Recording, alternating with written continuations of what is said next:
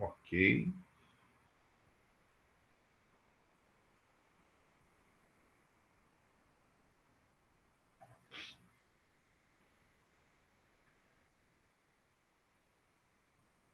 Confirmam para mim que está aparecendo o material? Tá aparecendo, professor. Tá? Beleza. Tá.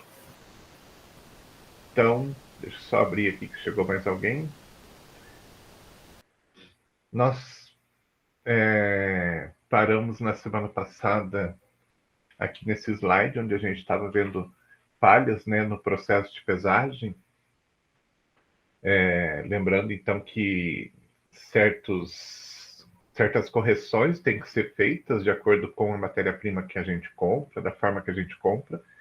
E se a gente não faz essa correção, a gente vai ter um processo que, né, já começa errado. Ou eu estou medindo o volume, eu estou pesando de forma errada. Então, eu sempre tenho que compensar aquilo que a gente tem, por exemplo, de produto diluído, produto que vem dentro de uma mistura, ou mesmo o processo de diluição que a gente fala, né, no caso dos hormônios, que a gente vai ter que misturar o hormônio com substância inerte para a gente conseguir pesar nas balanças que a gente tem. Então, a gente sempre tem que levar isso em consideração, senão o processo todo já começa errado. Chegou mais alguém. Então, é sempre bastante importante a gente prestar atenção nisso. Como eu comentei com vocês, a gente tem os sistemas hoje de controle de farmácia de manipulação, né, que controlam tudo, desde entrada de prescrição, entrada de matéria-prima, precificação, tudo, né? O sistema já faz essas correções e tudo mais, mas a gente precisa fazer a alimentação, né, das informações, então colocar as informações de forma correta dentro do sistema também, senão ele não vai trabalhar de forma correta. Mas é importante, né, que vocês saibam, entendam tudo isso, porque às vezes vai ocorrer algum tipo de erro e vocês vão ter que usar, então, do conhecimento de vocês. Parou de funcionar o sistema, computador quebrou, alguma coisa assim do gênero, né? E vocês vão precisar, então, fazer tudo manualmente. É bom entender como que as coisas acontecem. Muito bem.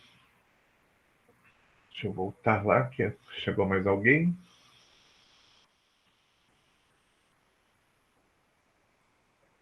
Vamos em frente, então.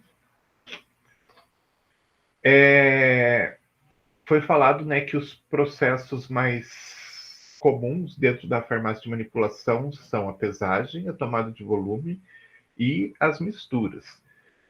Então, a gente está falando aqui de processo de pesagem, né? Vamos falar dos diferentes tipos de balança que a gente pode ter dentro de uma farmácia de manipulação e o que, que isso quer dizer, né? O que cada um desses tipos de balança pode trazer de vantagem e desvantagem.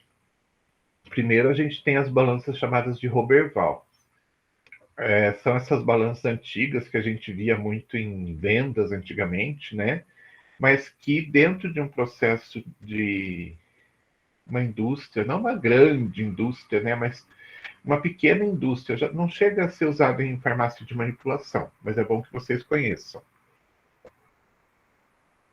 Então, essas balanças, elas de 2 pratos, geralmente a gente utiliza então para pesar grandes quantidades, né? O mínimo assim que a gente consegue pesar com precisão é 1 grama. E dentro da farmácia de manipulação, 1 grama é muito pó, né? Muito peso. Então a gente nem utiliza mesmo. Então é mais para pesagem, assim, para produção numa escala maior, não numa escala gigantesca, porque daí a gente precisa de outro tipo de balança. Mas para uma escala grande, assim, quero fazer sei lá, 10, 20, 50 quilos, né? E preciso pesar as matérias-primas, aí eu consigo me utilizar dessas balanças. Elas têm uma precisão boa, por quê? Porque Se vocês olharem ali na direita, a gente tem um conjunto de pesos.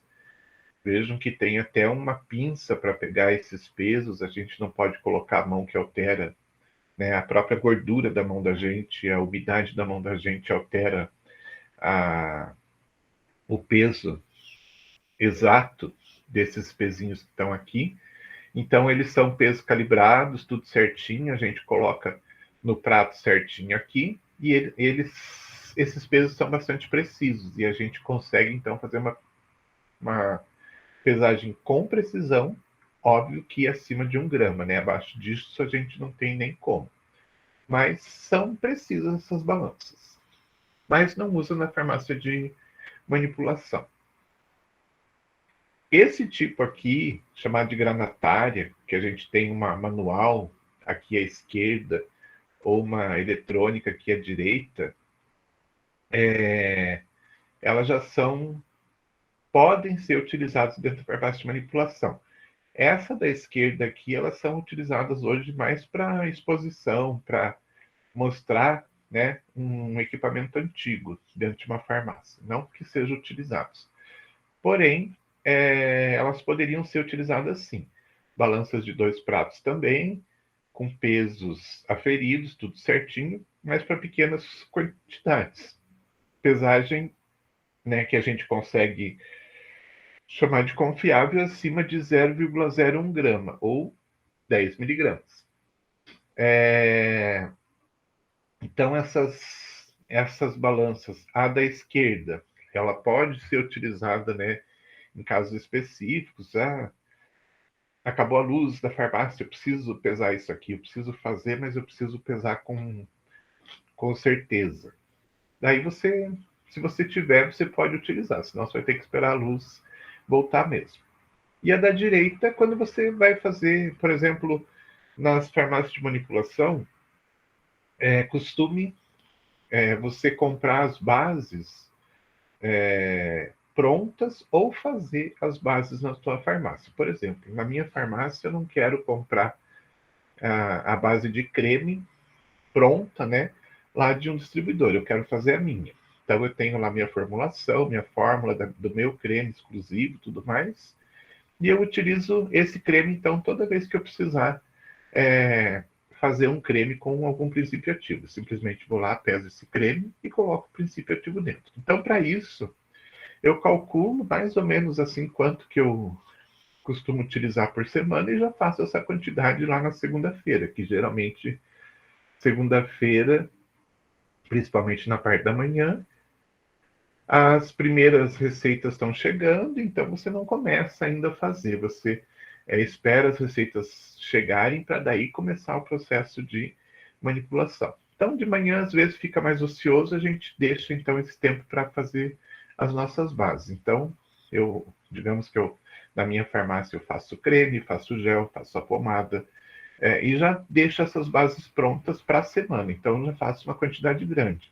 Na minha farmácia, eu utilizo aí 1 quilo de base de creme, mais ou menos, em média, por semana. Então, já faço 1 quilo. Se chegar lá no final da semana e precisar mais, daí eu faço mais um pouco, mas pelo menos eu já dei uma adiantada no serviço, né? Já faço essa grande quantidade, porque eu sei que eu vou utilizar durante a semana. Aí eu vou precisar, às vezes, de uma balança que pese uma quantidade maior de matéria-prima. Aí eu tenho essa balança lá para esses casos. Se eu compro tudo pronto, aí é difícil eu precisar de uma balança assim, porque para fazer uma formulação vai ser difícil, por exemplo, chegar uma prescrição pedindo um pote de 1 quilo de creme. Às vezes até acontece, mas é difícil isso acontecer. Mas quando a gente faz as bases, geralmente a gente tem uma balança desse tipo ou semelhante. Não que ela tenha que ser esse modelo, tá? Não precisa ser Toledo, não precisa ser desse modelo, parecendo mais um modelo de açougue, né? Que tem até para colocar o preço ali e tudo mais. Mas ela tem que ser nesse modelo que pese a partir de 10 miligramas. Aí o que mais a gente utiliza são as balanças chamadas semi-analíticas. Então elas têm uma precisão de 0,001 grama ou 1 miligrama.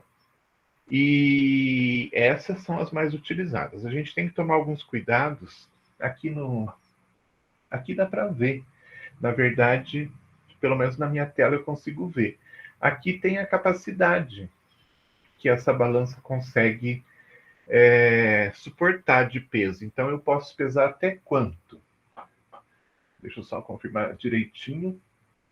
Essa aqui é uma balança bastante potente. A gente consegue pesar até 4,4 kg. Geralmente a gente vai ter na farmácia balanças pesando até 200 gramas, até 400 gramas. Então, é importante também que vocês prestem atenção quando forem utilizar essas balanças para ver qual que é a capacidade dela. Essa, por exemplo, ela tem capacidade para pesar uma quantidade grande, mas geralmente elas não têm essa capacidade. Elas têm uma capacidade limitada de 200, 300, 400, conforme o modelo e conforme a marca da balança. Então, é sempre importante que vocês olhem bem qual que é a capacidade máxima, porque se vocês forem pesando e ultrapassar essa capacidade, ela vai perder totalmente a confiabilidade, tá? Porque ela já não foi feita para essa quantidade maior de peso, né? Então ela tem esse limite e a gente não deve ultrapassar. Peço que vocês, vou colocar o apontador aqui, prestem atenção em duas coisas nas balanças. Isto aqui, alguém sabe me dizer o que é isso aqui que eu estou circulando?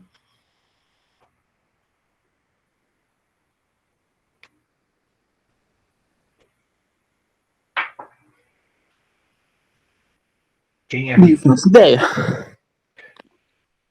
Nem uma arriscada assim, tipo, vou falar, vamos ver se é.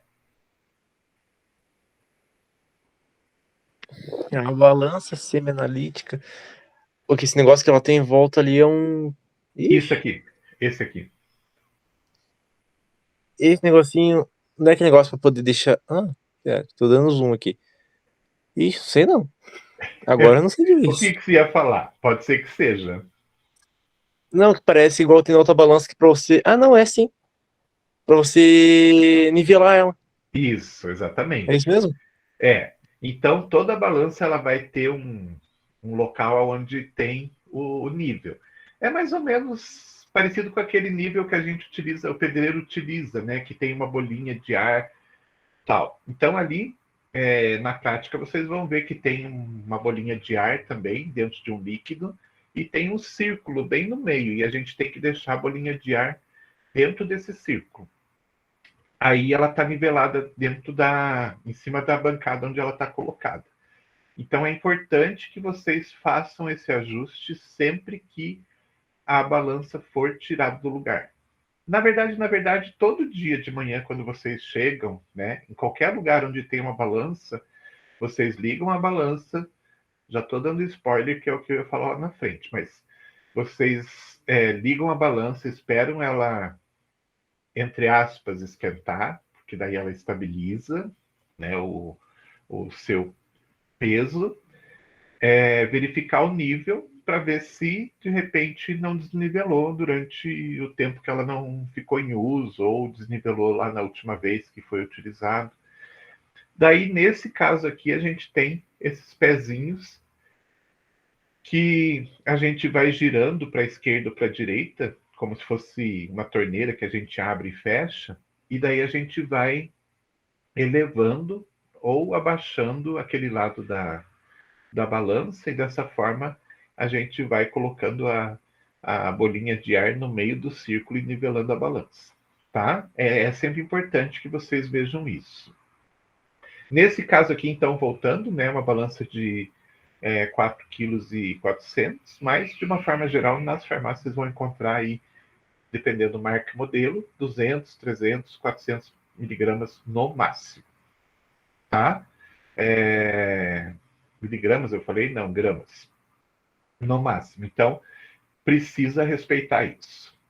E a gente tem mais um tipo de balança que ela é mais precisa ainda. Então, ela não se chama mais semi-analítica, ela se chama analítica, que ela tem uma precisão maior ainda, né? Então, a gente consegue pesar algo em torno de 0,1 miligrama, né? E então ela tem uma precisão muito grande, ela não vai ser utilizada no dia a dia da farmácia, porque a gente não vai precisar chegar nesse ponto de pesar uma quantidade tão pequena de material para produzir um medicamento. Porém, para o controle de qualidade, talvez a gente precise. Então, dentro dos laboratórios de controle de qualidade, você vai encontrar esse tipo de balança. Ela é analítica e ela é extremamente precisa. Ela já vem fechada dentro de uma caixa, geralmente essas caixas de vidro, né?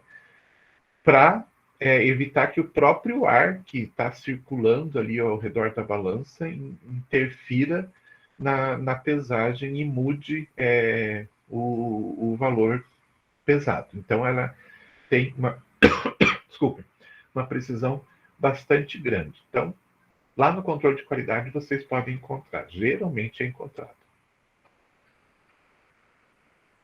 Então, né, como eu falei da questão da pesagem, os cuidados que a gente deve ter, a gente tem que acertar o nível, né, sempre. Então, sempre verificar se, mesmo que não tenha sido mudado de lugar, porque a gente tem que imaginar o seguinte: as bancadas, né, as mesas onde essas balanças são colocadas, elas são preparadas como qualquer outro móvel, né? E não são preparadas pensando num nível, elas não são ajustadas 100% no nível correto, né? Então pode ser que essas bancadas tenham um certo desnível e a gente precisa então ajustar a nossa balança para que a balança, né, pese a quantidade correta, sem nenhum tipo de desvio.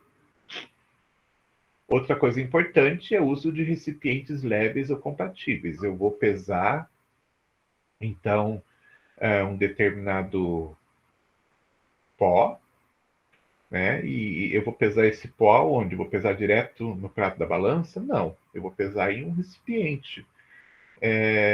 Como as balanças elas têm uma sensibilidade muito grande e o peso deve ser respeitado, eu não posso colocar um recipiente extremamente pesado ali. A gente vai ver mais à frente um vídeo com a, a farmacêutica usando um grau de porcelana. Só de vocês olharem aquele grau de porcelana, vocês vão ver que ele é um equipamento, uma vidraria pesada. Então, se eu coloco uma vidraria como um grau de porcelana em cima de uma balança, ali eu já estou pesando uns 200 gramas.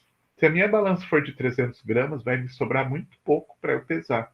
Então, eu vou dar preferência para algum tipo de recipiente que seja leve, né, e que não traga muito peso para a pesagem. Então, geralmente, o que a gente faz? Ou a gente utiliza papel manteiga, então a gente corta o papel manteiga e deixa lá. O bom é que ele é descartável, né? Você utiliza uma vez e joga fora, não vai ficar reutilizando. Ou a gente utiliza vidro de relógio. Todo mundo conhece vidro de relógio? Já viram, né?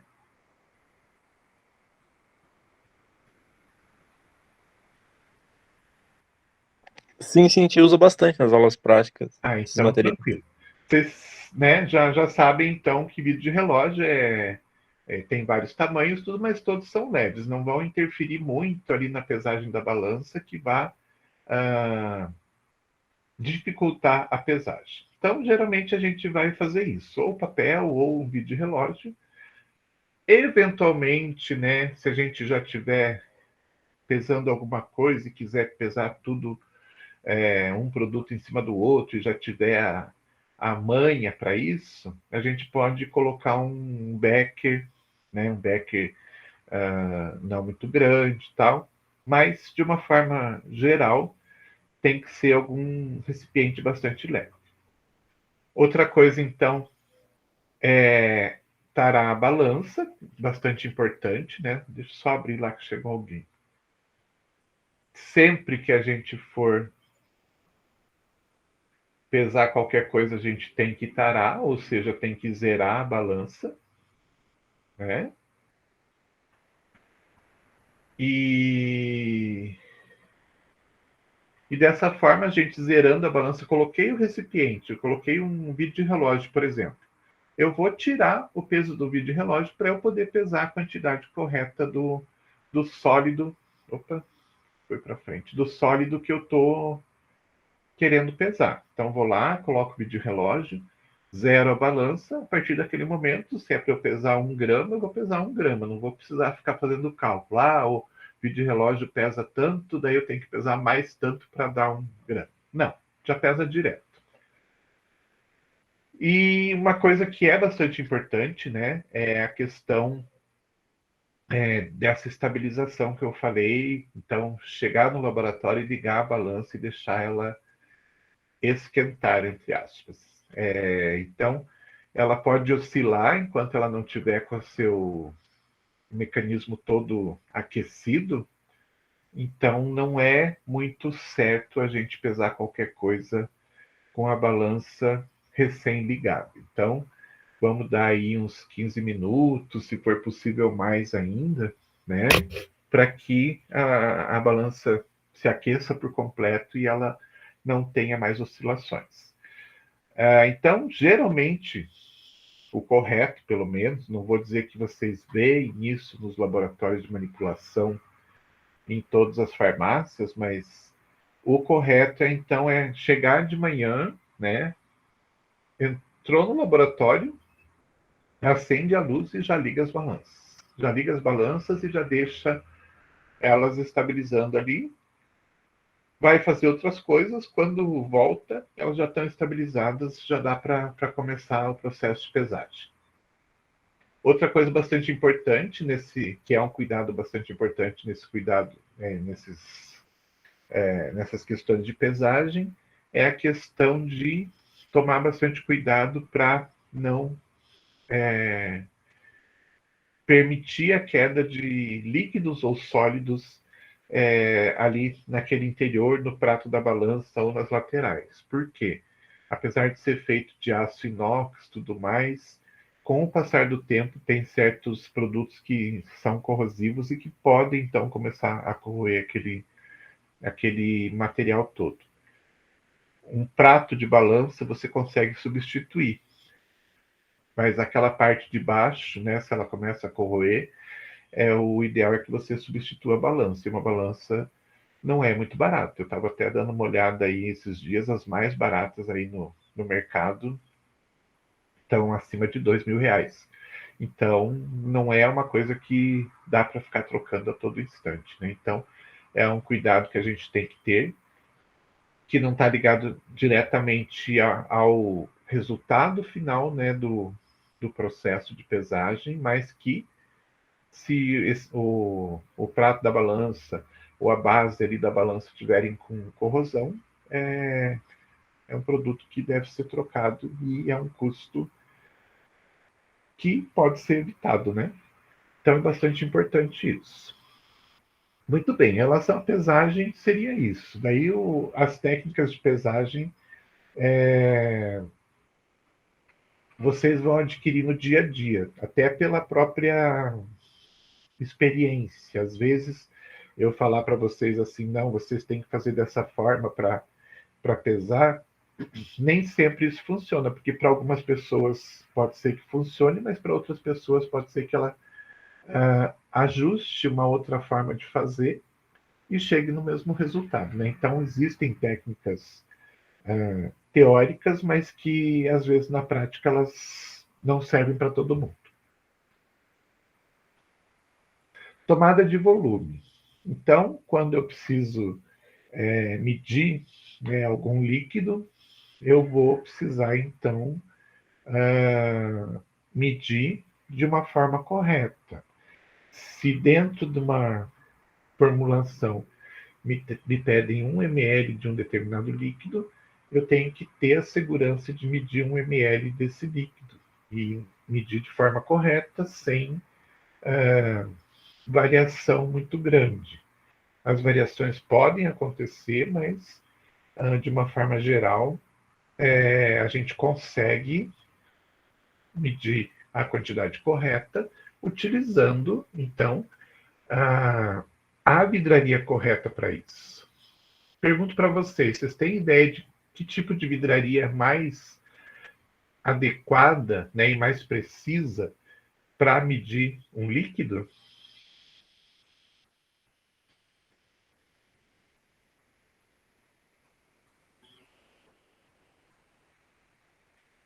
Alguém tem ideia? Não, professor. Não? Ninguém chuta?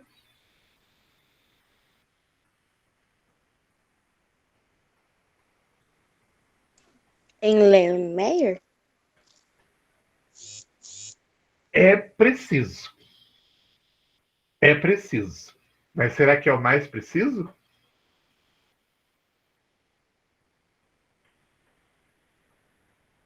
Não. É Vamos o lá. balão volumétrico? O balão volumétrico é super preciso, mas a gente não costuma utilizar na farmácia de manipulação. Por quê?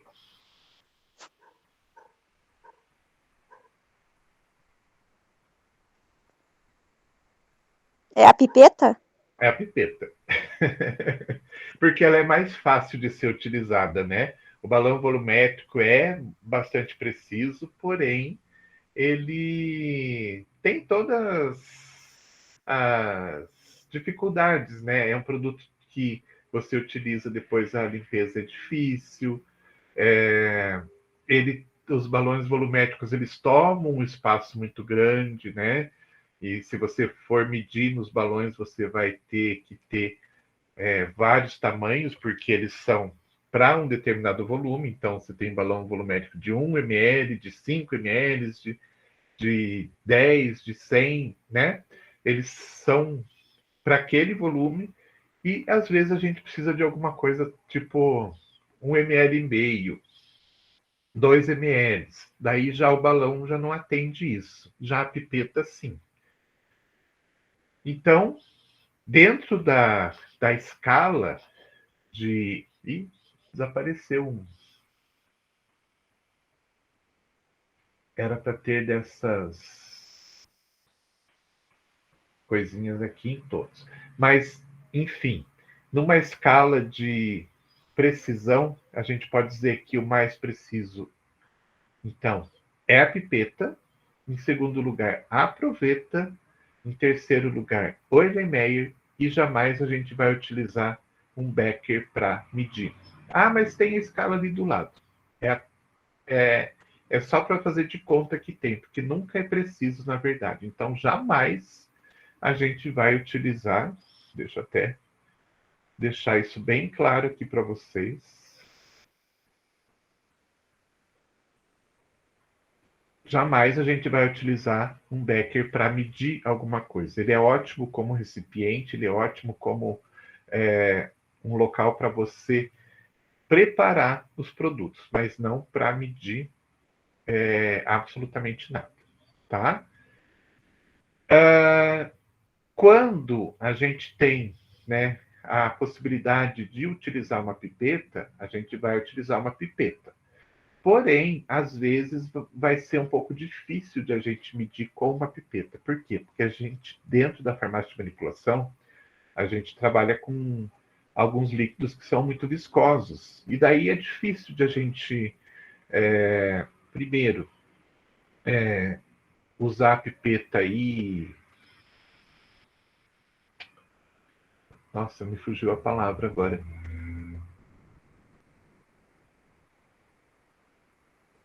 Fugiu a palavra. Mas, assim, é difícil de usar a pipeta, né? Porque o líquido, pelo fato de ser muito viscoso, ele tem uma resistência, uma dificuldade de entrar dentro da pipeta para a gente medir, né? E também para escoar o líquido que está ali dentro. Depois que a gente, com dificuldade, consegue fazer com que o líquido entre dentro da pipeta, ele é difícil de escoar. Então, nesses casos, a gente vai dar preferência para a proveta. A proveta é muito mais fácil, ela é bastante precisa também. A gente utiliza a proveta mais adequada, né? Por exemplo, vou medir 10 ml, eu vou pegar preferencialmente uma proveta de 10 ml, não vou pegar uma proveta de 1 litro para isso, né? Então eu pego aquela mais próxima, né, que tem a capacidade mais próxima daquele volume que eu quero medir, e aí eu faço a medição, né, do volume ali dentro da proveta e tranquilo, é tranquilo de se fazer. Então a pipeta é muito boa, mas quando o líquido é mais viscoso, a gente vai ter dificuldade. Daí a gente vai dar preferência para a proveta. Vocês vão ver que, de uma forma geral, nas farmácias de manipulação é utilizado muito mais a proveta mesmo, pela facilidade, né? Qualquer líquido pode ser medido ali. A limpeza é fácil também, né? A gente tem que pensar nisso também. Então a limpeza é mais fácil do que limpar uma pipeta. E dessa forma a gente utiliza de geralmente para medição de uma forma geral, então aproveita e o Elenéio, tá? Vocês vão ver muito a utilização dos dois. Uma coisa bastante importante, um produto muito viscoso, que nem entra na pipeta, e que, se a gente for medir na proveta, depois, quando você vai tirar esse líquido ali de dentro e virar no recipiente onde ele vai continuar o processo, e ele é aquele tipo de líquido que é muito viscoso e que ele fica grudado nas paredes e você perde praticamente quase tudo grudado ali na parede, daí a gente opta por uma outra alternativa. Ao invés de medir, a gente vai pesar, tá? Então, vocês vão ver muitas vezes fórmulas que se pede para pesar determinados produtos líquidos. Exatamente por isso. Se for muito viscoso, a gente vai perder muito tempo para escorrer todo aquele líquido viscoso de dentro de uma proveta e dessa forma, então, a gente pesa. Já pesa num recipiente que a gente vai utilizar. Por exemplo, daí sim eu posso utilizar o Becker, né? Eu vou fazer todo o processo no Becker. É um creme e um dos componentes é uma substância superoleosa, então eu peso já diretamente no Becker, porque daí eu não perco o produto e já está no recipiente final, onde eu vou utilizar para fazer a produção desse creme. Ok? Então, cuidado com os recipientes. Jamais utilizar Becker para medir. Aquelas medidas que tem ali na lateral, elas são só para a gente ter uma noção, não são para a gente se basear como uma medida correta. Tá certo? Posso contar com vocês em relação a isso?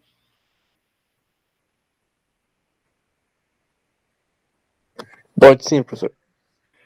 O que vocês vão fazer no dia da prática quando eu pedir para vocês medirem o líquido?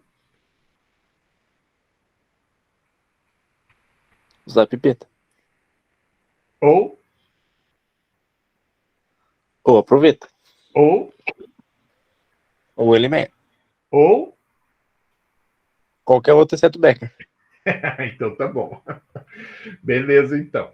Mas prestem bastante atenção nisso, porque a tendência é que a gente pegue o Becker, né, pelo fato de ele ser mais robusto, ter uma boca larga, a gente consegue colocar todos os materiais com facilidade ali dentro. Porém, aquela escala que está ali, ela não pode ser utilizada como correta, tá? E agora falando das misturas, né, que é a terceiro tipo de operação farmacêutica que a gente utiliza bastante. As misturas, então, são bastante importantes, porque muitas vezes a gente vai. Vamos falar aqui primeiro de pós, mas isso pode ser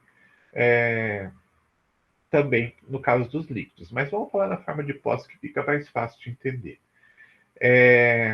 Muitas vezes, quando a gente vai preparar um produto, a gente vai pesar vários pós diferentes. Vou fazer uma cápsula, por exemplo. Eu vou pesar uma quantidade grande de pós diferentes, né? E cada um desses pós tem características diferentes. Então, tem tamanho de partícula diferente, tem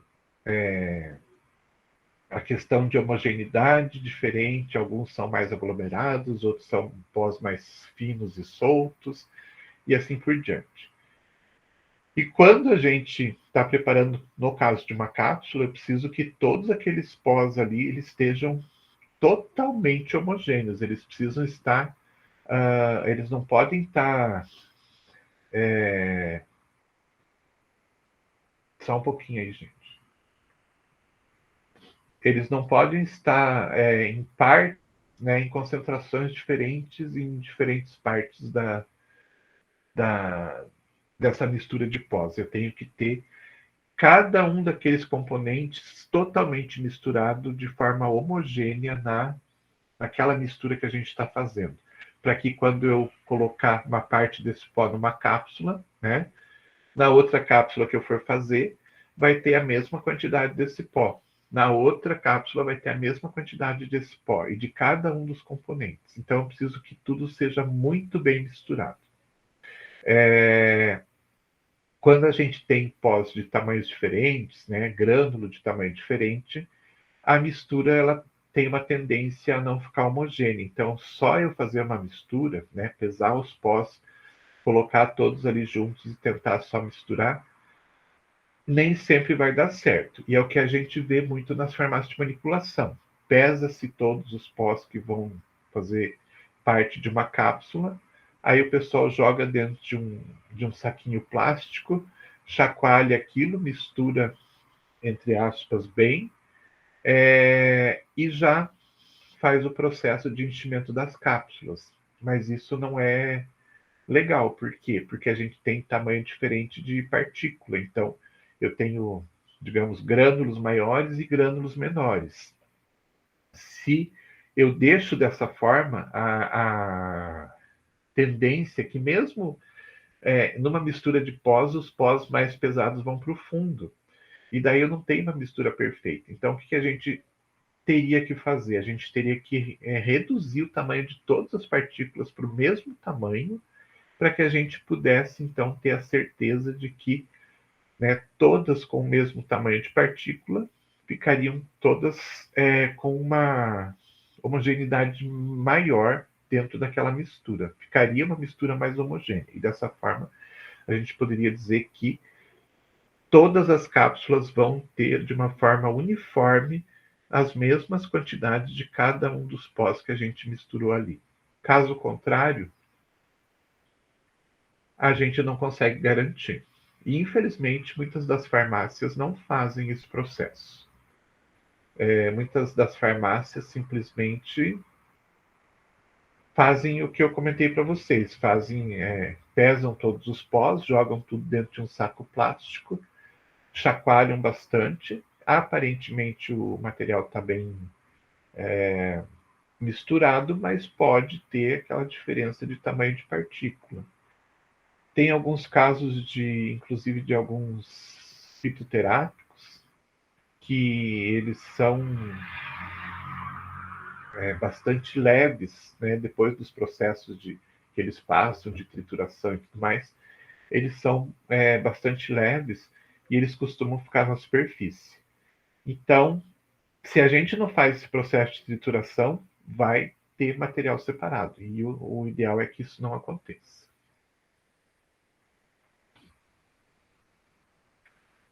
Quando a gente fala de um sólido que eu preciso misturar num líquido, também é a mesma coisa. Eu tenho que fazer esse processo de mistura de uma forma bem homogênea. Então, vocês vão ver, por exemplo, se vocês misturarem Ah, sal e água. Colocam num cálice, por exemplo, sei lá, uma quantidade X de água, e colocam o sal ali dentro e misturam. Será que mistura tudo facilmente? O que vocês acham? Dependendo da quantidade, não. Dependendo da quantidade, a gente precisa fazer um processo de agitação bastante grande, até que a gente consiga, então, fazer a dissolução de todas aquelas partículas sólidas no líquido. Então, a dissolução é isso, é você ter um sólido que você precisa dissolver num líquido, e essa dissolução tem que ser completa. Ela não pode ser parcial. Ela tem que ser totalmente completa. Então, para que a gente realmente chame aquilo de uma solução, todo o sólido tem que estar dissolvido dentro do líquido.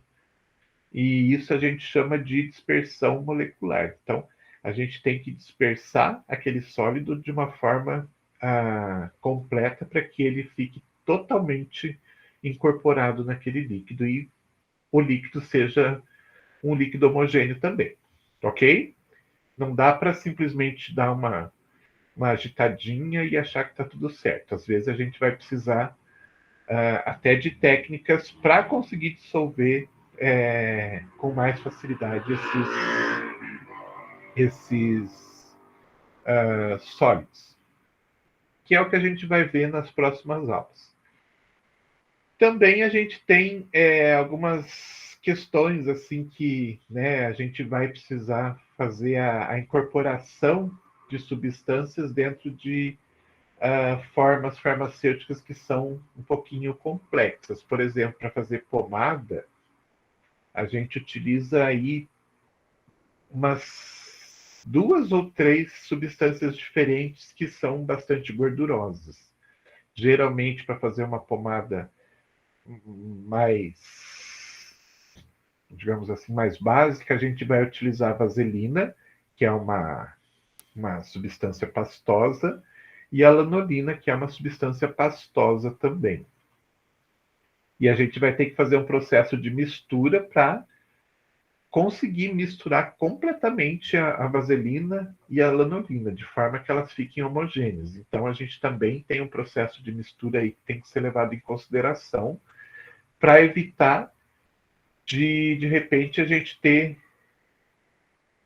partes dessa pomada com mais vaselina do que lanolina e ter partes dessa pomada com mais lanolina que vaselina. E a gente ainda precisa dispersar. Ué, era para ter alguém. Tá, enfim. De forma a gente ter, né, ainda os princípios ativos dispersos completamente dentro desse material. Então, o processo de mistura é bastante importante para que a gente tenha a nossa base, né, totalmente uniforme e a gente tenha os princípios ativos também totalmente dispersos dentro dessa base que a gente está trabalhando. Então, é bastante importante. Eu não posso ter uma pomada que uma porção que a pessoa pegue não tenha princípio ativo e outra porção que ela pegue tenha 2 vezes a quantidade de princípio ativo. Em qualquer lugar que a pessoa pegar esse creme, por exemplo, tem que ter a mesma quantidade de princípio ativo. Então, a gente só consegue isso com uma boa mistura. Aqui eu já falei, só complementando, que numa dissolução, né, quando a gente fala principalmente do sólido no líquido, a gente precisa conhecer as características do produto, né, que a gente está querendo dissolver dentro daquele líquido. Então, eu preciso conhecer a substância que eu quero dissolver e o líquido aonde eu quero dissolver. Então, aqui a gente vai falar sobre isso mais lá na frente, mas, por exemplo, a gente tem vários fatores que a gente tem que levar em consideração na hora de preparar uma solução. Por exemplo, eu tenho vários líquidos que eu posso utilizar como sendo solventes, né, de sólidos. São líquidos base onde eu posso dissolver um sólido. Então, digamos que eu vá fazer um colírio de, sei lá, gentamicina. Eu preciso conhecer a gentamicina e preciso conhecer as bases que eu posso utilizar para fazer um colírio. Por exemplo, a gente pode utilizar dentro da farmácia de manipulação água, álcool, mistura de água com álcool, posso utilizar éter, posso utilizar clorofórmio. Mas pergunto para vocês, será que eu poderia utilizar qualquer um desses líquidos para produzir um colírio? Não, né? Então, primeiro, eu tenho que ver que tipo de solvente é compatível com aquela forma farmacêutica que eu vou fazer. E preciso ver a característica do produto que eu vou incorporar ali dentro para ver se existe afinidade, né? Às vezes a gente, então, tem as questões de polaridade, então pode ser que seja mais solúvel, menos solúvel, até insolúvel naquele líquido, e daí eu vou ter que, né, me bater para ver o que eu posso fazer.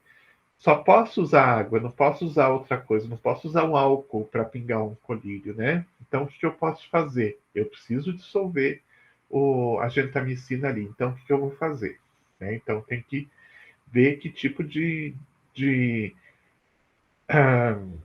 técnica eu vou utilizar para fazer isso. E também as constantes dielétricas, se elas são semelhantes ou não. Isso também vai facilitar a dissolução desses sólidos, desses líquidos. Então, a gente precisa conhecer um pouco de tudo para a gente conseguir preparar um produto. Principalmente quando a gente está trabalhando aí com sólidos e líquidos, né, que a gente precisa fazer uma mistura. Mas não vou me estender muito aqui para não deixar vocês preocupados. Que mais? Tá. Em relação a essa questão de como que eu vou fazer esse processo, se é sólido com líquido, duas regras são bastante importantes, né? A uniformidade não é nem questão de ser ideal, é praticamente obrigatório. Então, para eu fazer um processo e ter um resultado adequado, eu vou ter que verificar uma questão. Vamos lá. Partículas sólidas, elas devem ser trituradas e tamizadas antes de serem misturadas, tanto no preparo de um pó quanto de uma suspensão. Então, vamos esquecer a suspensão por enquanto, vamos ficar no pó. Estou fazendo lá um pó para colocar dentro das cápsulas. Então, duas técnicas eu deveria utilizar. Primeiro, triturar essas matérias-primas, né, para que elas fiquem todas de um tamanho adequado, e tamizar.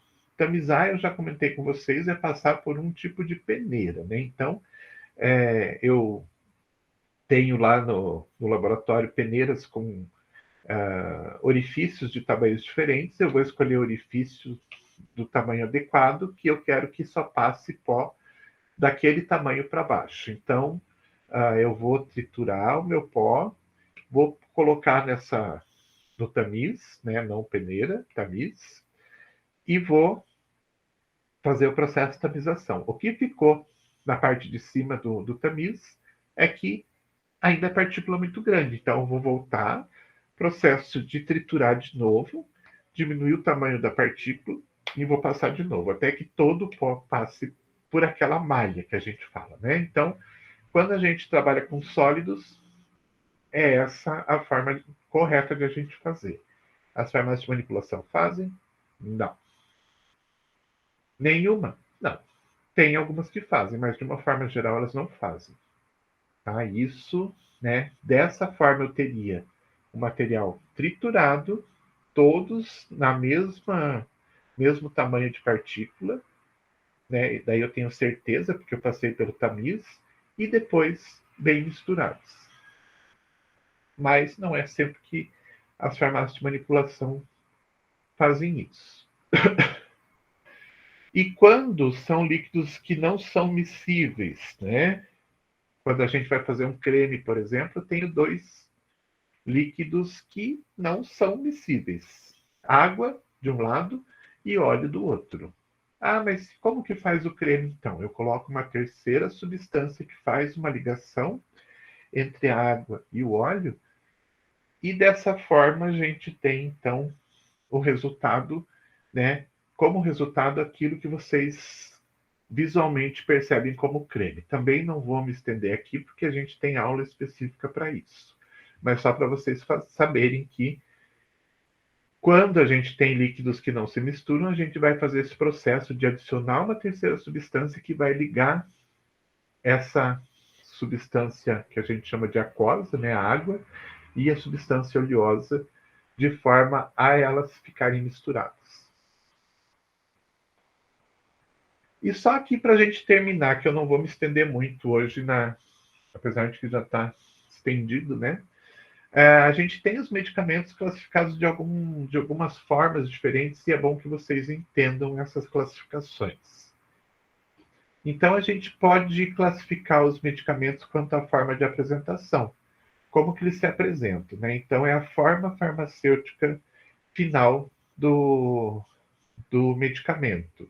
Então, daí a gente vai chamar de comprimido, dragem, sachê, pó efervescente, solução, creme supositório, pomada, gel, óvulo e outras formas farmacêuticas. Então, quando a gente classifica os medicamentos quanto à forma de apresentação, seria esta forma especificamente, né, pelo nome da forma que o produto final toma.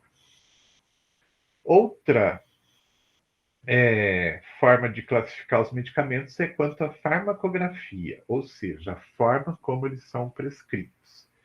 Então, a gente tem as chamadas preparações oficinais e as preparações magistrais. A gente já viu isso, né? As oficinais são aquelas preparações que estão dentro das farmacopeias, daqueles livros que são os nossos livros base, e as magistrais são aquelas que o profissional prescreve. Então, ele faz a prescrição. E a gente tem também as chamadas especialidades, que são os medicamentos, então, que também são prescritos, geralmente, né? E que são aqueles produzidos pela indústria farmacêutica. Então, a gente divide os medicamentos aí em oficinais, então, as farmacopeias, magistrais, prescritos para manipulação, né? E as especialidades prescritas para compra direto na farmácia de dispensação. Quanto ao princípio terapêutico, a gente tem, então, a divisão entre os medicamentos alopáticos e homeopáticos. Vocês conhecem bem a diferença, né? A alopatia e a homeopatia, elas diferem principalmente na questão da filosofia. Vocês já estão tendo homeopatia, né? Ou já tiveram?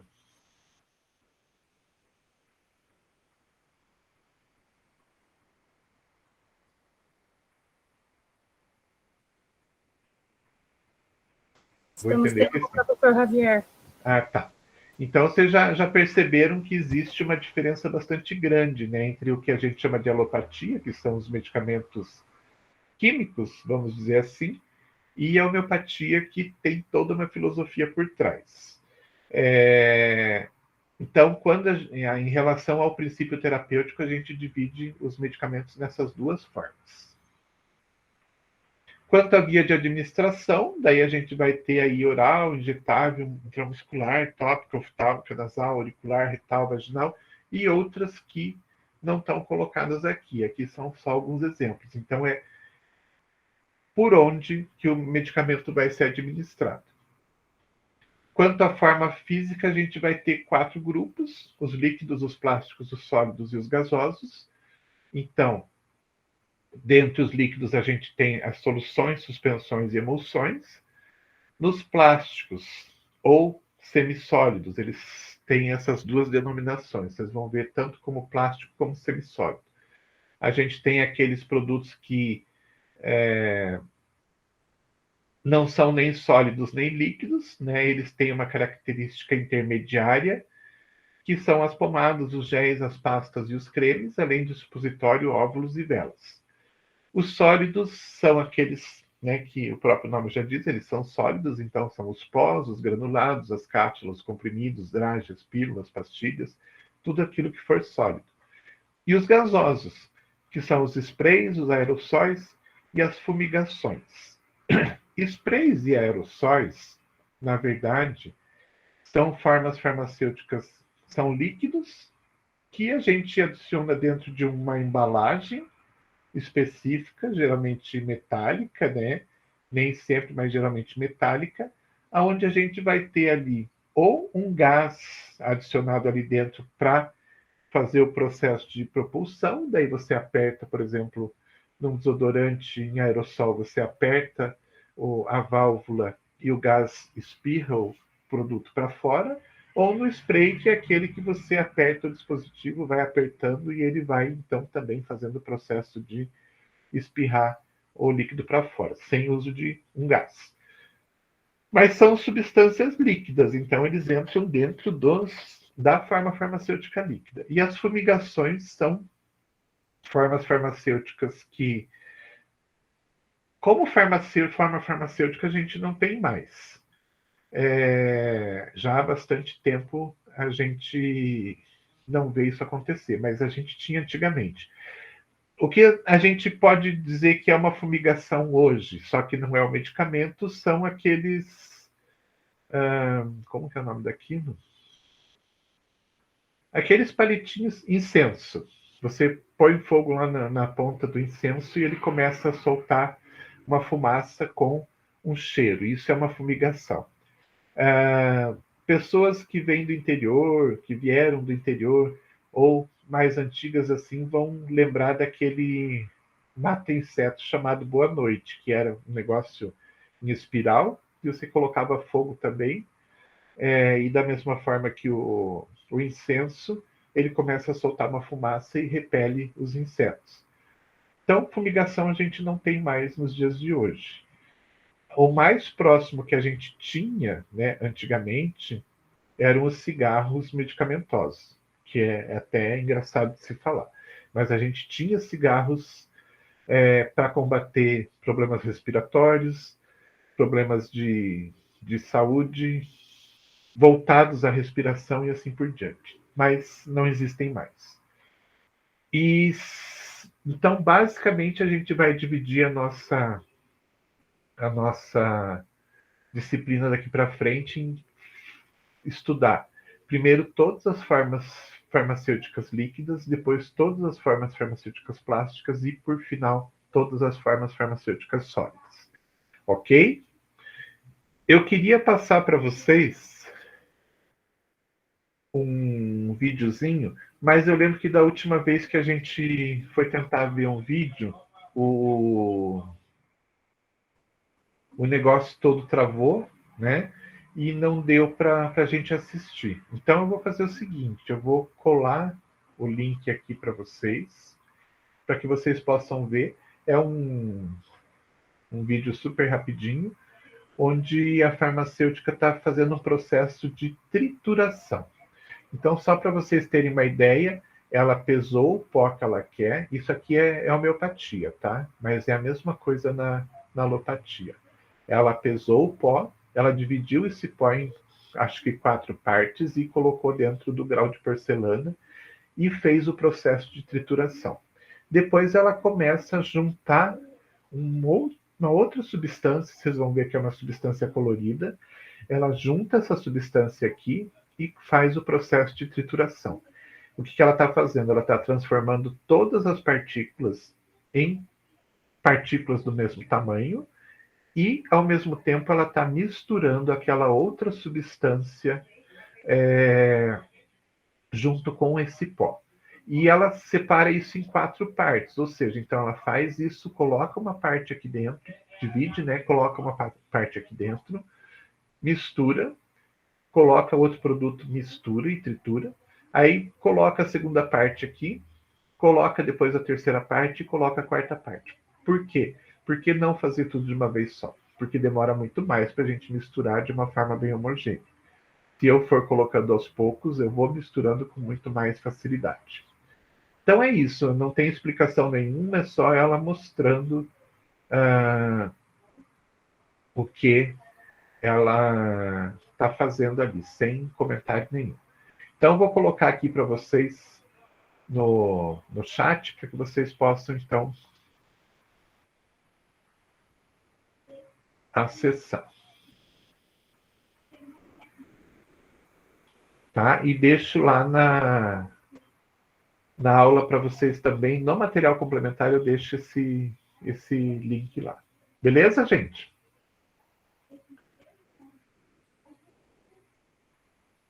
Beleza, professor. Então tá, sexta-feira que vem a gente não tem aula, né? Que é recesso. Então, na outra semana a gente volta a conversar, tá bom? Aproveitem o feriado de vocês. E até Tchau. a outra sexta. Até, professor. Bom final de semana. Valeu, Tchau, obrigado. professor. Até Tchau. a próxima.